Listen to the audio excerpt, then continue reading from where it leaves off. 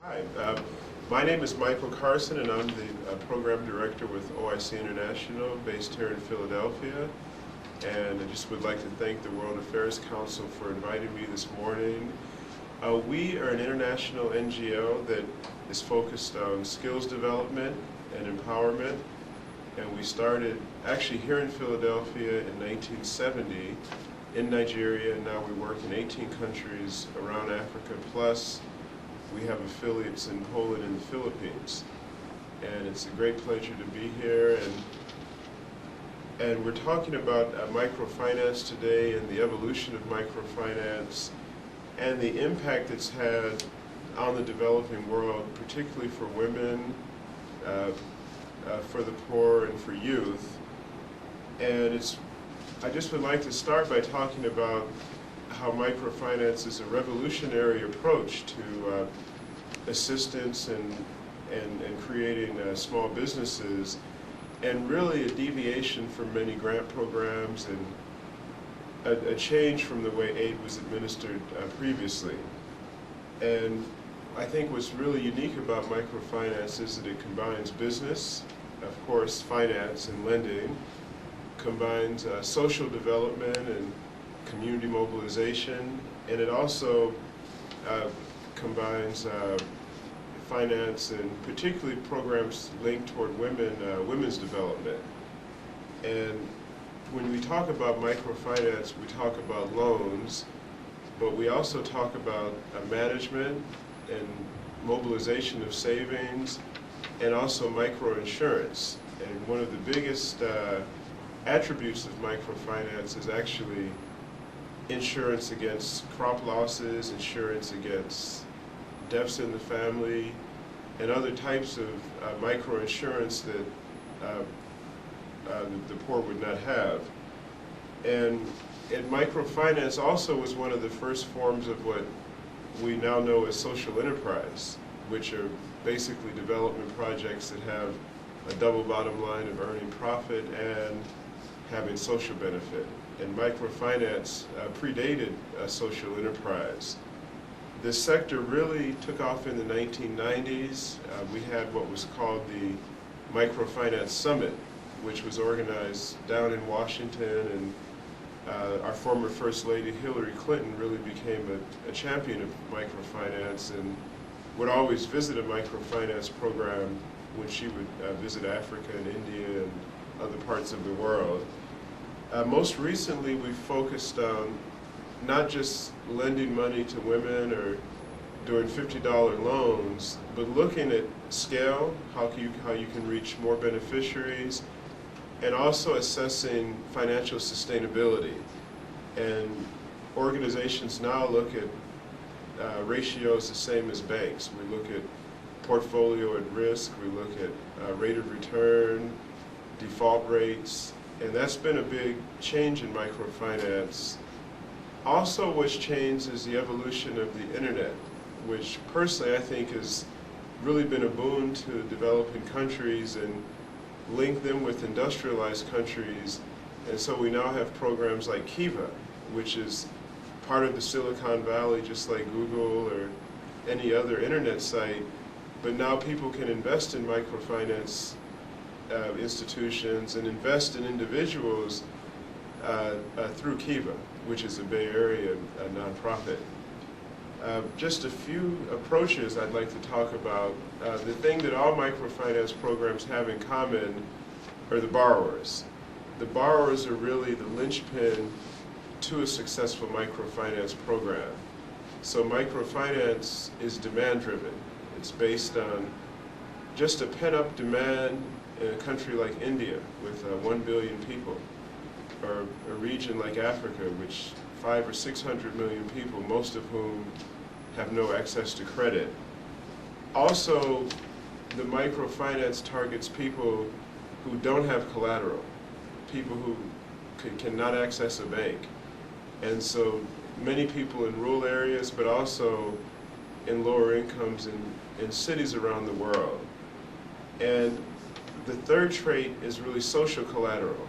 So you might not have money to put down for a loan, but you have the the word of your friends, you have the word of neighbors. And I'll talk a bit about that later, but social capital or social collateral is one key to a successful microfinance program. And there are three types of microfinance that I'd like to focus on today. The first is called solidarity-based group lending. And this was pioneered by the Grameen Bank in Bangladesh, which started in the 1980s as really an experiment by an economics professor, Mohammed Yunus, that wanted to see if you organize women and if you gave women small loans, could they improve their situation and lift themselves out of poverty? And so what the Grameen Bank did was they divided borrowers into groups of 5 and basically formed what we now know as solidarity groups, and use these groups to guarantee each other's loans, use these groups to form small banks within microfinance institutions, which we now know as village banks, and also introduce the concept as peer lending. So if I loan my neighbor, say $100, she starts a small enterprise, then she has to repay the loan, or the other members in the group are not able to access the credit. And that is one of the most important attributes of microfinance, which is known as peer lending. Also, microfinance, both in the Grameen Bank and in many other forms, was one of the most democratic forms of organization in many countries. So you have organizational structures, you have bylaws, you normally have a treasurer or a secretary, you have elected officials, and this is actually very important in terms of governance. And now in development, governance is almost a sector or subsector where you can improve communities, you can improve countries by effective governance. Well, microfinance was way ahead of the curve in terms of community-based governance. The second type of program is village banking as a type of microfinance program, and this was introduced by a group called FINCA, which is based in Washington, which really evolved in Latin America and then in Africa, where you organize groups of up to 50 people and you form them into a bank.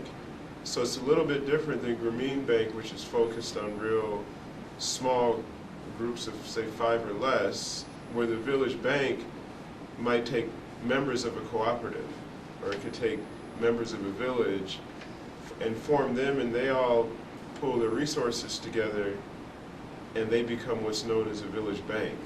And I personally have been involved in setting up village banks in West Africa and Senegal, and it's really empowering where you have someone who has a business idea or has a venture, and there's no way for them to get capital, but through their organization, through their efforts, they can borrow $50 or $100, and then they can see their business grow. And so FINCA was really the pioneer of this system, and they also use social collateral as a very important attribute. And again, the peer lending, where they depend on the members of the bank to loan each other money and not to default. And typically, the village bank or the solidarity group model has repayment rates of about 98 or 99%. Finally, the third area I'd like to talk about are community-managed loan funds or self-help groups. And these are groups, again, where community pools their resources, or often this is where NGOs or donors will come in and actually make a grant to a group to get started. They might give a group $5,000 or $10,000, and they'll set up their microfinance institution using those funds. And the advantage of these is you can go deep into rural areas, areas where even microfinance institutions can't reach because the transaction costs are too high in terms of transportation, in terms of gas, which is very expensive in the developing world. And the members will form groups, and then they'll manage the credit themselves. So you won't have, say, a Grameen Bank you might just have a group of farmers or a group of women that manage these loan funds. And we also have revolving funds where an association or group will lend to each other. We have savings and credit associations, which are similar to our credit unions in the U.S., where it's a cooperative form of lending where people contribute. And then we have community-based finance. And then, in some instances, these self-help groups, they're able to collect deposits, and they can also borrow. So a self-help group can borrow money from a commercial bank, and then they'll charge a fee or a profit. So if they borrow at 6%, they can re-lend at 10%, and that 4% covers their operation cost. Now the performance for these groups has been mixed compared to the Grameen Bank or compared to Finca, which has a real solid methodology and established system of lending. I'll just let it ring. I just wanted to talk about some organizations that are active in microfinance. And we have OIC International, which was really a pioneer in Latin America, and now I think has over $1 billion in assets. They lend over $1 billion around the world. You have ACDI Boca, which is a cooperative association in Washington, and their credit is focused largely on agriculture. So they lend to cooperatives and they do agribusiness lending around the world. You have Catholic Relief Services, who works in about 80 countries, and who also has a village banking methodology. And I've seen some of their activities. The only problem sometimes their collateral requirements can negate the money that the villagers make. So that can be a problem. You have to be really careful not to demand too much collateral of people who have very little income. Finca Grameen Bank. Also in Africa, you have the Kenya Rural Enterprise Program, which has been one of the most effective microfinance programs that also looks at industrial development and how can you link microfinance to really appropriate technology and light industrialization. And you have SIWA, which is based in Mumbai, which is an Indian microfinance institution. Many donors have seen the success of microfinance, particularly the Gates Foundation, which is trying to invest in innovations in microfinance. So they'll invest in insurance schemes, or they'll invest in farmer schemes. And then you have George Soros, who has now Soros Economic Development Fund, and he's just made a big investment in Liberia, trying to use microfinance really to rebuild the country. And then in Haiti, ironically, one of the best microfinance institutions was Foncose, and they've reported that they're still active and really want to help in the rebuilding process down in Haiti. Our organization, OIC, our microfinance evolved out of a need for our graduates. Since we run about 50 training centers around the world, our graduates needed access to credit. So we had the training aspect down, where we're giving people a skill, but we weren't providing them with credit. So many of our training institutions on their own started revolving funds and started microfinance institutions.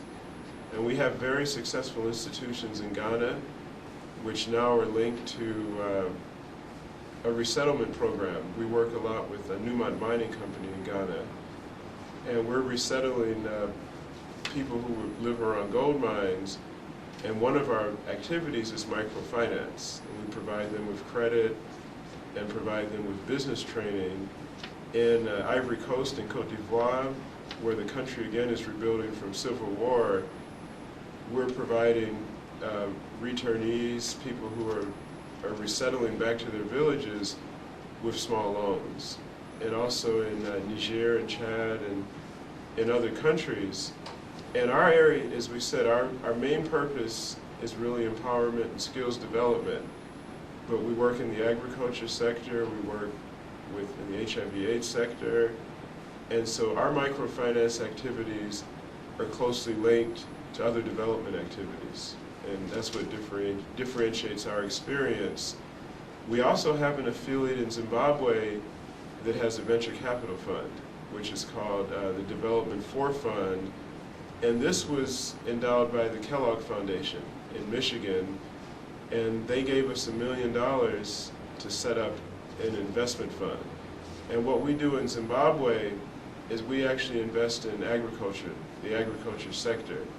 So we're looking for investments that can have a social return on investment, which can provide jobs in rural areas, but also that can add value to the agriculture production in Zimbabwe. And we do short-term investments, which would be 6 months or less. We do 1-year investments, and we also have longer-term investments where we'll actually become involved in the management and provide significant capital for processing equipment and capital equipment. Our programs, many of them are in rural areas, some are in peri-urban areas. We work a lot with women, and we focus on leadership, on training. In Nigeria, we have a program that works with, funded by the Central Bank of Nigeria, where we actually don't operate the credit ourselves, but we have a memorandum of understanding with banks and other microfinance institutions. And in Nigeria, we've trained about 2,000 small business people and helped them to access credit. And then finally, I just wanted to talk briefly about the impact of microcredit on people's lives and what real impact has it had to alleviate poverty. Now, some countries, particularly in India, in Brazil, and Latin American countries, have been able to reduce their poverty rate by half. So countries that had, say like India, that had a 40% poverty rate, now have a 20% poverty rate. Or a country like Brazil, which has natural resources and agriculture, now oil, combined with microfinance and community development, has been able to really have a dent on poverty. And then other programs have really had more social impact. They haven't had the impact of, say, job creation or economic growth. And so microfinance is really, I think, at an assessment phase right now, where we've had microcredit for 25 years, and now institutions are stepping back and saying, well, what is the real impact of our work?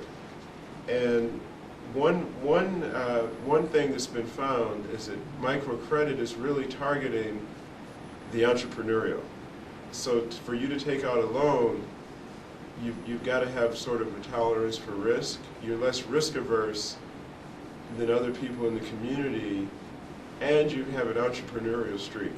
And so microcredit is really linked closely to entrepreneurship, which again I think is really a key tool to improve people's lives and to actually stimulate economic growth at the community level. Also, microcredit has helped people to manage their cash and also to provide a buffer against disasters, against, for example, in Ethiopia, they have drought probably on average every 5 years. And when there's a drought in Ethiopia, now people don't, but it's Ethiopia, they always have drought. But now they have survival systems, and microcredit is a survival tool or a survival system where people can save, people can invest, and in the event of a drought or a flood or a shock, they have the access to credit. And so that's been one of the biggest findings in terms of the success of microcredit, is the actual insurance component, the microinsurance component of credit. Also, if you look at income of the poor, it's seasonal. So you have income during harvest, or you have seasonal income, and microcredit helps to regularize people's cash flow. And so people can take out a loan and maybe use part of the loan to pay for their kids' school or to pay for someone to go to the hospital, and then they can use the other part of the loan for business activities. So that's been a big success of microcredit. Also, the demand for microcredit is really high, and economists and researchers have wondered, why is it so high when many times the interest rates are astronomical? There are programs where the interest rates are 3 or 4% a month, or 80% a year. And the reason why is because it's no collateral is involved, and B, it's the only source of finance in many places. So before Grameen Bank, there was no credit in rural Bangladesh. And now over 100 million people have credit. So that's just a tremendous growth that has been seen in a country like Bangladesh. And if you multiply that times most of the countries in emerging economies in the developing world, it's been incredible, the amount of credit that's gone to rural people. And then also, if you look at economies of scale, you have microcredit and you have education, and microcredit has even gone into villages and into places where they're working with the illiterate, and you can also link microcredit to financial literacy. So there's been another impact in terms of using credit as a tool to improve education. And there's a very good NGO, it's actually based in California, called Freedom for Hunger. And one of their big programs is called Credit for Education. And it's now supported by Gates Foundation, and they're actually using credit to stimulate basic education and financial literacy. And then looking at sustainability of microfinance institutions, many studies have shown that if you structure an institution well and you make sure it has a subsidy in the beginning, that through loan cycles, which are just loaning money to a group of borrowers and they repay, that many microfinance institutions can survive and grow. And not just the Acciones, the big microfinance institutions, but many smaller microfinance institutions. And so I think personally what I've seen is that microfinance has really had social benefits, and it's also had enormous benefits for people both in rural areas and cities. And it's also helped people to graduate where they can start bigger businesses and they can move into, I'd say, more small and medium enterprise, more small and medium-sized loans, and start larger enterprises, and also start to employ people, because unemployment is still a big problem in many countries. So with that, I think this is our perspective on microfinance, and once again I'd like to thank the World Affairs Council for inviting me this morning.